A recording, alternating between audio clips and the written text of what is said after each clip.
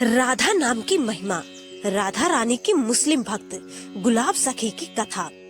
बरसाने की पीली पोखर से प्रेम सरोवर जाने वाले रास्ते से कुछ हटकर वन प्रांत में एक पुराना चबूतरा है। लोग उसे गुलाब सखी का चबूतरा कहते हैं और आते जाते उस पर माथा टेकते हैं। गुलाब एक गरीब मुसलमान था।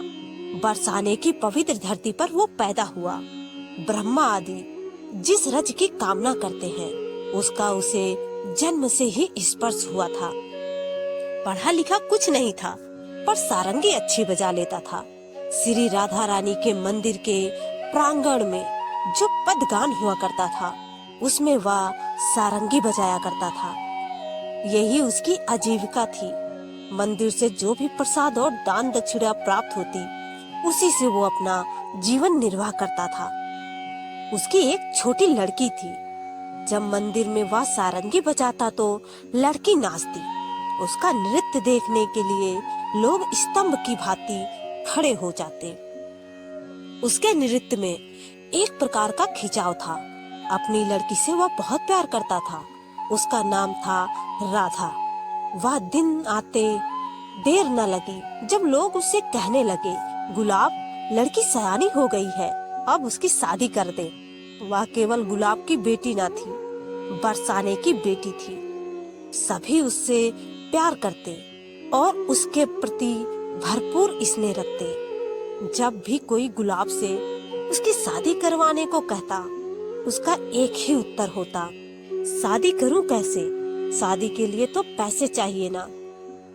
एक दिन श्री जी के मंदिर के कुछ गोस्वामियों ने कहा, गुलाब तो पैसों की क्यों चिंता करता है? उसकी व्यवस्था श्री जी करेंगे। तू लड़का तो देख। जल्द ही अच्छा लड़का मिल गया। श्री जी की कृपा से राधा के हाथ पीले हो गए और वह खुशी खुशी अपने ससुराल विदा कर दी गई। राधा के विदा होते ही गुलाब गुमसुम सा हो गया। 3 दिन और 3 रात तक श्री जी के मंदिर में सिंह द्वार पर गुमसुम बैठा रहा।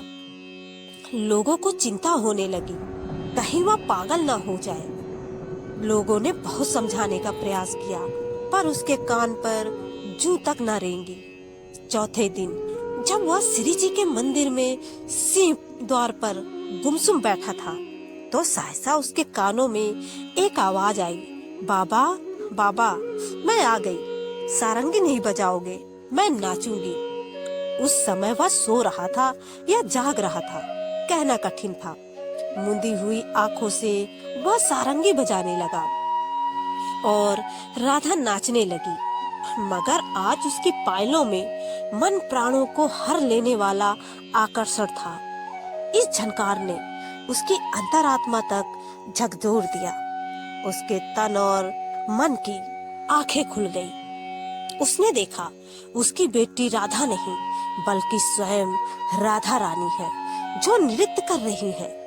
सजल और विपरीत नेत्रों से बोला, बेटी बेटी, और जैसे ही कुछ कहने की चेष्टा करते हुए स्नेह से कांपते और डगमगाते हुए अग्रसर हुआ उनकी ओर।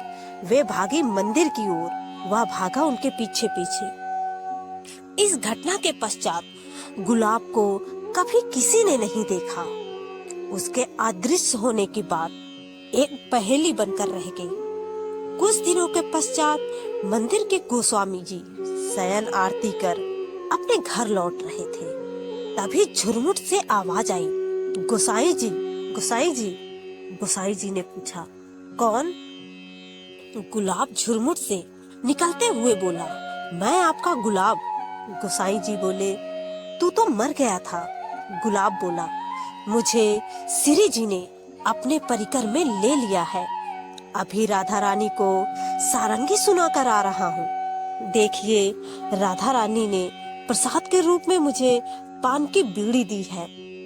गोस्वामी जी उसके हाथ में पान की बीड़ी देखकर चकित रह गए, क्योंकि यह बीड़ी वही थी जो वह राधा रानी के लिए अभी अभी भोग में रखकर आ रहे थे। गोसाई जी ने पूछा, तो तू अब रहता कहाँ है? उसने उस चबूतरे की तरफ इशारा किया। जो वहाँ के गोसाइयों ने उसके स्मृति में बनवाया था। निष्कर्ष, आपके मन में ये प्रश्न हो सकता है कि उसने अपनी बेटी को याद किया था तो उसकी मुक्ति कैसे? राधा कोई साधारण नाम नहीं है, ये महाशक्ति का नाम है। जो राधा नाम लेता है उसके आगे भगवान विष्णु चलते हैं, पीछे भगवान शिव चलते हैं, दाहिने इंद्र वज्र लेके चलता है और बाएं वरुण उसके ऊपर छत्र लेके चलता है। यदि राधा नाम भूल से भी निकल जाए तो भी राधा रानी उसे अपना लेती है। जय श्री राधे राधे।